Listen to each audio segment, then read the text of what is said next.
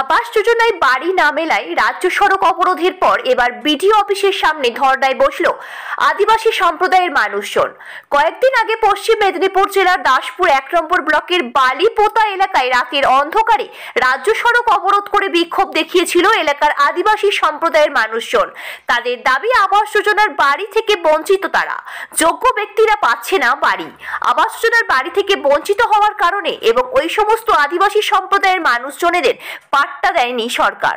আবাস যোজনার বাড়ি এবং পাট্টার দাবিতে কয়েকদিন আগে রাতের অন্ধকারে ঘটল মেদিনীপুর রাজ্য সড়ক অবরোধ করে বিক্ষোভ দেখিয়েছিলেন আদিবাসী সম্প্রদায়ের মানুষজন। তারপর আজ আবার দাসপুর ১ নম্বর বিডিও অফিস ঘেরাও করে রীতিমতো বিক্ষোভ দেখান আদিবাসী সম্প্রদায়ের মানুষজন। ঘটনাস্থলে উপস্থিত হয়েছে দাসপুর থানার পুলিশ। পশ্চিম মেদিনীপুর থেকে শান্তনু বর্ধনের রিপোর্ট, ওয়ার্ল্ড চাঁদা টিভি। অবস্থান বিক্ষোভ জোয়ারগে আজকে আমাদের এখানে অবস্থান বিক্ষোভ হচ্ছে অনেক আদিবাসীদের অনেক সমস্যা নিয়ে। যেমন আপনি দেখুন, এখন আবাস যোজনা নিয়ে যে বিষয়টা আন্দোলন, সেটা অনেক আদিবাসী পায়নি। এবং আমরা যে সরকারি খাস জায়গায় বসবাস করছি, সেই জায়গা বছর বছর আমাদের অঞ্চল ট্যাক্স নেওয়া হচ্ছে। অথচ আমরা যখন আবেদন করছি যে আমরা এই জায়গা আমাদের নামে পাট্টা চাই,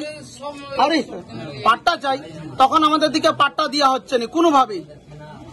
এবং যখন আমরা সরকারি ঘরের জন্য আমরা যখন দপ্তরে যাচ্ছি, তখন বলছে তোমাদের জমি নেই, কাগজ নেই, আমরা কিভাবে ঘর দিব। এইভাবে হচ্ছে। পাট্টার জন্য আবেদন করেছি, আমাদের কাছে কাগজপত্র আছে, সমস্ত কিছু দেখাতে পারি। তাই কাগজগুলো সুজিত দাও, কাগজপত্র সব আছে। এবং এই যে জল এখনো পর্যন্ত রিসিভ কপি শুদ্ধ আছে, এই যে দেখে নিতে পারেন। এই দেখুন কিভাবে দুর্নীতি চলছে, এটা আপনারা তুলে ধরুন আমাদের চ্যানেলের মাধ্যমে।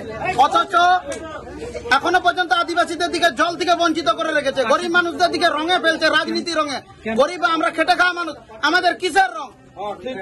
এই দলদাস হয়ে এই দাসপুর বুকে ওসি থেকে বিডিও থেকে বিএলআর থেকে সমস্ত দপ্তরেরা দলদাস হয়ে কাজ করছে। যেখানে মাননীয় আদিবাসী সম্প্রদায়ের মানুষকে নিয়ে নৃত্য করছে, স্টেজে দেখাচ্ছে আমরা আদিবাসী মানুষদের পাশে আছি। অথচ সেই নাচের আড়ালে আদিবাসীদের অস্তিত্ব বিনাশ বসেছে এই সরকারের আমলে। এরা সব দলদাস হয়ে কাজ করছে। যেখানে পাবলিক সার্ভেন্ট সাধারণ মানুষের ট্যাক্সের টাকা এদের সংসার চলে, এরা দলদাস হয়ে কাজ করছে। কি ধরনের রাজ্য চলছে এখানে?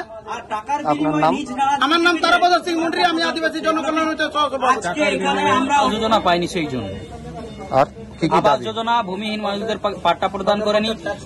এবং পিএইচই প্রকল্প, যেটা আমাদের জল প্রকল্প, সেটা থেকেও আমাদের আদিবাসী মানুষ বঞ্চিত। হ্যাঁ, অথচ যারা অযোগ্য ব্যক্তি, তাদের বাড়ি ঘর সব হয়ে যাচ্ছে। কিন্তু আমাদের ভূমিহীন আদিবাসী, আজকে আমাদের দাসপুর ব্লকে আপনারা দেখেছেন, আমাদের দাসপুর ব্লকে প্রায় 2000 থেকে 3000 আদিবাসী মানুষ বসবাস করছে, হো সম্প্রদায়ের মানুষ বা এসটি সম্প্রদায়ের মানুষ।